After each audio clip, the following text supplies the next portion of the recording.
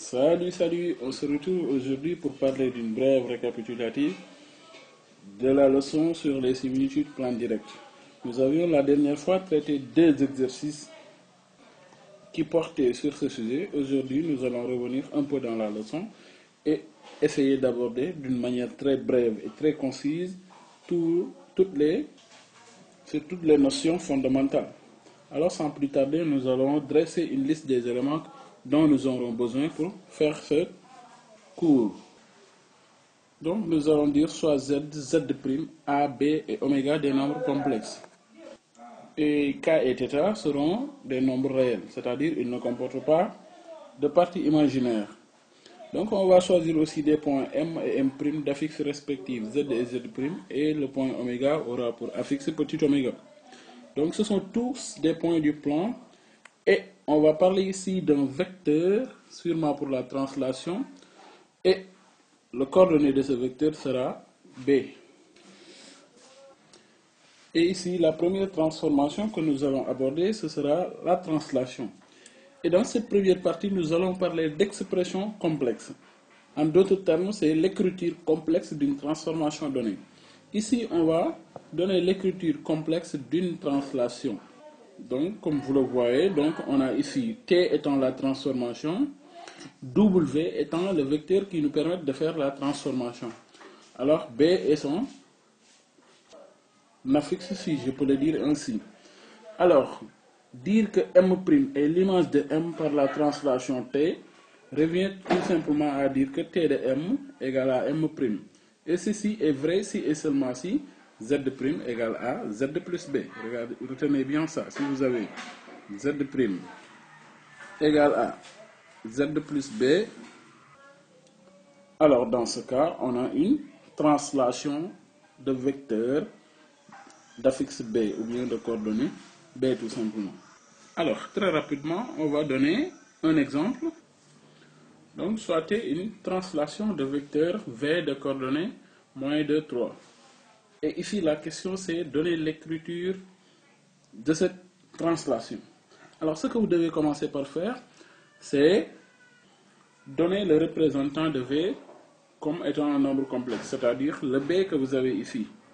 Donc, c'est le représentatif des coordonnées de ce vecteur, mais dans le plan complexe. Donc, on dira que ici, le B, c'est égal à moins 2, c'est la partie réelle, plus 3 fois I, avec 3 étant la partie imaginaire. Et on va dire, soit M', image de M, par cette translation. Donc, on va utiliser cette relation-ci. Donc, on aura M' égale à T de M, et cela veut simplement dire que on aura Z' égale à Z plus B. Finalement, l'écriture de cette translation, ce n'est rien. Z' égale à Z plus B, c'est-à-dire moins 2 plus 3i. Voici l'écriture de la translation, qu'on va appeler tout simplement l'expression complexe de cette translation. Alors, nous allons voir par la suite les homothéties. Maintenant, on va donner l'expression complexe d'une homothétie. Donc, une homothétie, elle est caractérisée par son centre et un réel ici qu'on va appeler son rapport, qui sera bien sûr différent de 0 et de 1. Alors, si H est une homothétie de centre oméga, d'affixe petit oméga et de rapport K, dire que M' est l'image de M par rapport à H revient tout simplement à dire que Z' égale à Z' moins Z de oméga, c'est-à-dire l'affixe du point centre égale à K facteur de Z moins le Z du centre. Autrement dit, on aura Z' égale à K fois Z plus oméga, avec oméga étant ici l'affixe du centre moins facteur de 1 moins le rapport.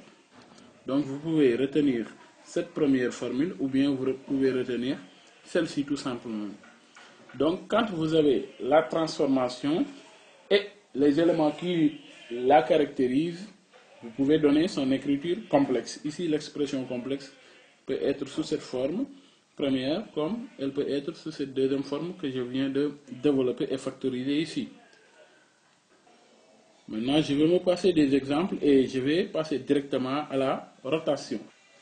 Alors, comme vous pouvez le remarquer, comme les homothéties, une rotation elle est caractérisée par son centre, mais cette fois-ci avec un angle θ de rotation. Donc la notation peut varier, on peut l'appeler alpha ou bêta. De toutes les façons, une rotation elle sera caractérisée par son centre et par l'angle de rotation. Donc dire que M' est l'image de M par une rotation quelconque, avant de déterminer les affixes des points qu'on aura tendance à vous demander lors de la résolution des exercices, vous devez d'abord connaître l'expression complexe, c'est-à-dire l'écriture d'une rotation. Et voici la formule que je souligne ici en rouge. Et je peux donner une forme beaucoup plus simplifiée. C'est tout simplement Z' égale à exponentielle de EIθ fois Z plus Z de oméga, donc l'affixe du point oméga, facteur de 1 moins EIθ. Et comme dans les homothéties, donc je n'ai fait que développer, réduire et ordonner tout simplement. Et enfin, nous allons voir l'écriture complexe d'une similitude plan direct. Maintenant, les éléments qui caractérisent une similitude plan direct, c'est son centre, son angle et son rapport, K qui sera toujours positif. N'est-ce pas? Alors, dire qu'un point M' est l'image d'un autre point M par rapport à la similitude qu'on note ici, petit s, on peut le noter grand S, T ou tout simplement le nom que vous voudrez ou bien le nom que l'exercice vous aura proposé. Donc, revient à dire que Z' moins Z du centre égale à K exponentielle de EIθ, facteur de Z moins le Z de centre. Le Z du centre, autant pour moi. Je veux dire par là l'affixe du centre, tout simplement. Donc, comme tout à l'heure aussi, je peux donner une formule beaucoup plus simplifiée. Je peux dire que Z' égale à K exponentielle de EIθ Z. Ici, E, c'est le nombre de Neper, tout simplement. N'est-ce pas? Z plus l'affixe du centre, facteur de 1 moins K exponentielle de EIθ.